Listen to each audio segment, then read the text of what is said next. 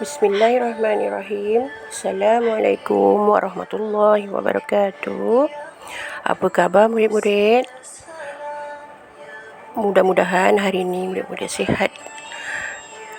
Di samping keluarga tersayang, dan doa cikgu mudah-mudahan kita semua berada dalam lindungan Allah dan rahmatnya. Okey, baiklah, hari ini kita akan meneruskan PDPR kita dalam mata pelajaran ibadat darjah 2, iaitu wuduk. Okey, murid-murid tahu tak apa itu wuduk? Okey, wuduk ialah mengambil air sembahyang.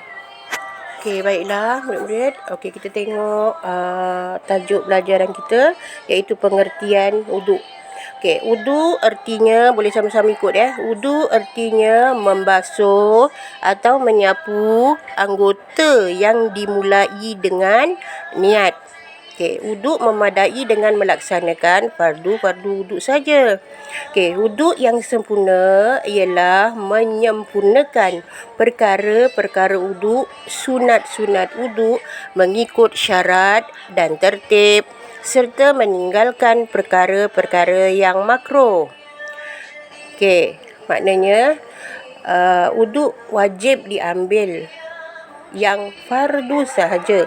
Manakala nak menyempurnakan wuduk kita, kita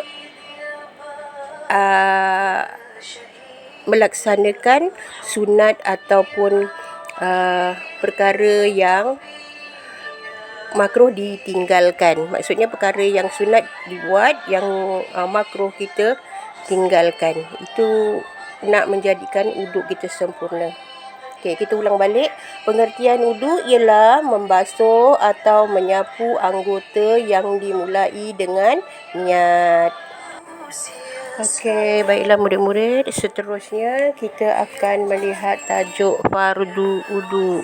Okey, kalau dia dah cakap fardu wudu, maksudnya fardu itu adalah wajib. Bila tak buat, maka tidak sah.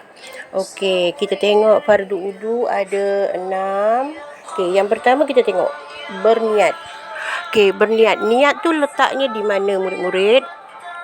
Okey, niat tu letaknya di dalam hati. Okey, macam mana dia kita nak niat ketika berwuduk, dan macam mana lafaz niat wuduk tu? Okey, murid-murid tahu tak? Okey, kalau tak tahu, okey, ikut sama-sama dengan cikgu ya. Okey, niat wuduk macam mana? Lafaz niat wuduk. Okey, ikut sama-sama ya. Nawaitu raf'al hadatsil asghari lillahi ta'ala. Nawaitu raf'al hadatsil asghari lillahi ta'ala. Sahaja aku mengangkat hadas kecil kerana Allah Ta'ala. Okey, kita ulang balik. Nawaitu raf'al hadatsil asghari lillahi ta'ala. Sahaja aku mengangkat hadas kecil kerana Allah Ta'ala. Okey, baiklah. Fardu wuduk yang kedua adalah membasuh muka.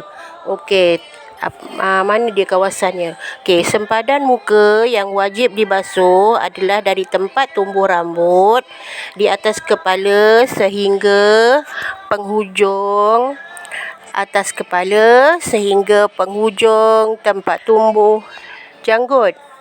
Melintang pula di antara dua anak telinga, dan wajib menyampaikan air ke seluruh tempat dan juga bulu-bulu, termasuk bulu mata, misai, janggut dan sebagainya. Okey, walau bagaimanapun, sunat melebihkan sedikit had basuhan di atas kepala, ke telinga dan juga di bawah dagu. Okey, murid-murid tengok mana dia kawasan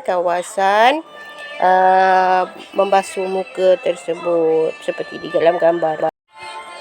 Okey, seterusnya fardu wuduk yang ketiga iaitu membasuh tangan hingga ke siku. Di mana kawasan membasuh tangan. Okey, bermula daripada hujung jari hingga ke siku. Okey, maksudnya membasuh kedua-dua tangan hingga ke siku ini bukanlah bererti sampai siku sahaja.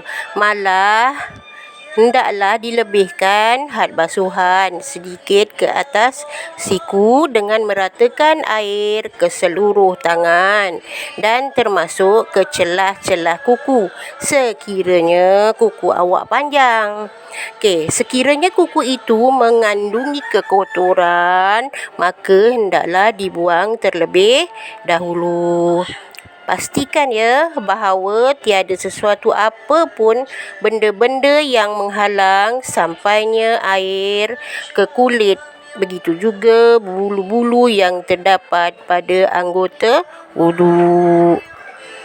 Okey, baiklah, seterusnya anggota yang keempat ataupun fardu wuduk yang keempat iaitu menyapu kepala. Mana had menyapu kepala murid-murid?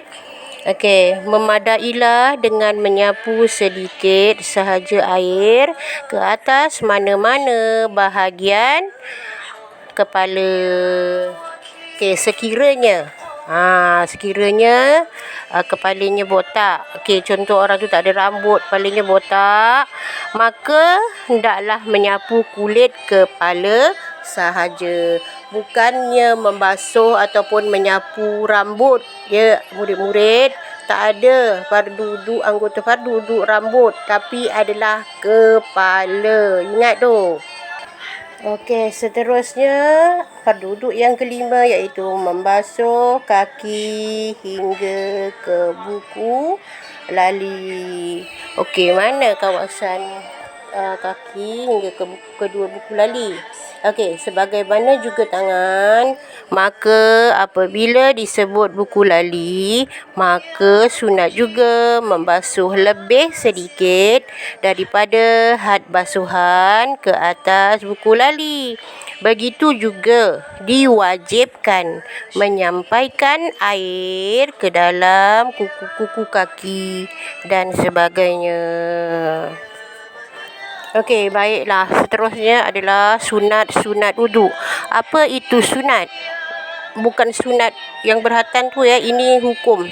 Sunat adalah perkara yang digalakkan untuk dilaksanakan, mendapat pahala, tetapi tidak berdosa jika ditinggalkan. Okey, apa dia perkara dia?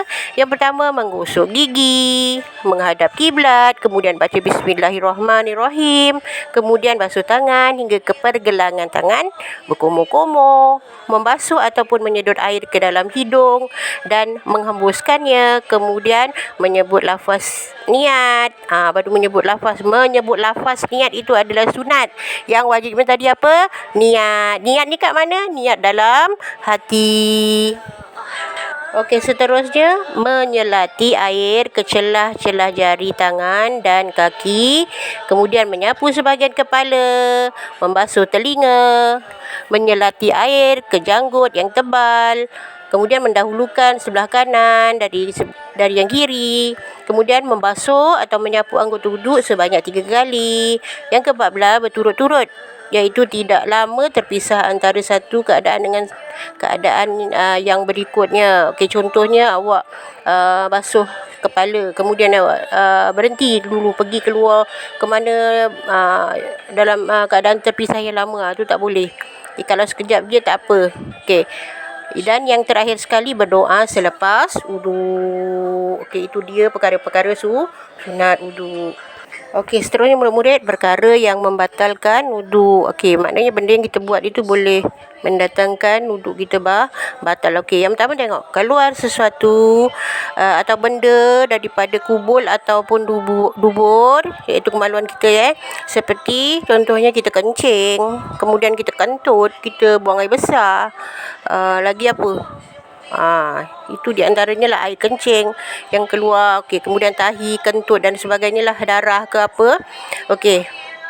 Kemudian yang kedua, tidur yang tidak tetap punggung. Tapi kalau tidur tu dalam keadaan duduk, tidak membatalkan wuduk. Okey, maksud dia tidak tetap punggung maksudnya dibaring, kemudian pusing kanan, pusing kiri. Itu yang membatalkan wuduk. Maknanya punggungnya tidak tetap. Okey, kemudian yang ketiga, hilang akal dengan sebab mabuk, pitam, gila ataupun sakit.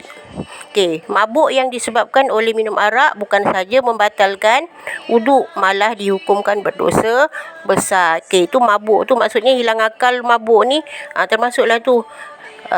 Mabuk minum arak memanglah berdosa sebab minum arak tu adalah najis. Okey, contohnya kita pitam. Okey, jika seorang itu ada sakit gila dan sebagainya. Okey, kemudian menyentuh kemaluan, iaitu kubul ataupun dubur manusia dengan tapak tangan ataupun perut jari sama ada sengaja ataupun tidak. Okey, yang kelima, bersentuhan kulit lelaki dan perempuan yang bukan mahram, iaitu dia halal nikah.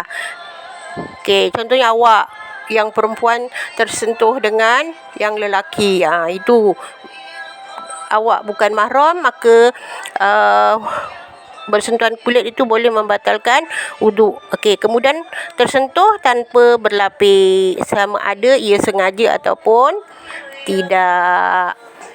Okey, seterusnya murid-murid, perkara yang makruh. Apa itu makruh? Makruh adalah perkara yang digalakkan untuk meninggalkannya atau ia mendapat pahala. Okey, apa dia perkara yang makruh? Yang pertama, menggunakan air dengan berlebihan, kemudian membasuh anggota wuduk melebihi 3 kali, kemudian minta orang lain pula sempurnakan wuduk kita tanpa sebab. Okey, tanpa keuzuran. Okey, kemudian kita dahulukan anggota sebelah kiri, kemudian tengah berwuduk bercakap-cakap. Dan yang keenam, mengeringkan air wuduk dengan mengelap atau sebagainya tanpa uzur. Okey, perkara makruh ni batal ke tidak wuduk kita murid-murid? Kalau kita buat, okey, tidak batal, tetapi Allah suruh kita tinggalkan sebab Allah tak suka pada perkara yang makruh.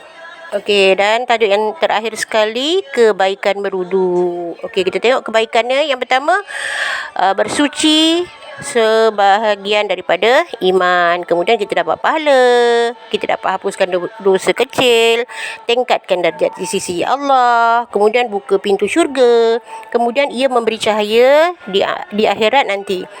Okey, kemudian yang ketujuh, dapat membuka ikatan syaitan, kemudian memelihara kebersihan diri, dan yang kesembilan, dapat melaksanakan ibadat solat dan sebagainya. Okey, kunci syurga adalah solat. Kunci solat adalah bersuci, iaitu berwuduk. Maka bila kita nak menunaikan solat, nak membaca Al-Quran, memegang Al-Quran, bertawaf, kita dikehendaki mengambil wuduk. Pastikan bila kita nak berwuduk, kita dalam keadaan yang suci dan bersih. Okey, baiklah murid-murid, itu tadi dia penerangan cikgu tentang pelajaran kita, iaitu pelajaran wuduk. Okey, jadi dah dengar penerangan cikgu. Okey, dan awak pun mungkin ada dah tahu untuk berwuduk. Okey, jadi tugasannya cikgu nak videokan amali wuduk setiap murid. Mana setiap murid kena buat amali wuduk, diperhatikan oleh ibu bapa, diambil videonya, kemudian boleh hantar pada cikgu sebelum hari Sabtu 19 hari bulan 6 2021. Okey, itu saja tugasan untuk murid-murid. Itu tugasannya apa? Mengambil video amali wuduk setiap orang murid. Okey, itu saja untuk kali ini pelajaran ibadat kita. InsyaAllah panjang umur kita sambung minggu depan. Okey, wabillahi taufiq walhidayah. Wassalamualaikum warahmatullahi wabarakatuh. Ma'assalamah wa ilal liqa'.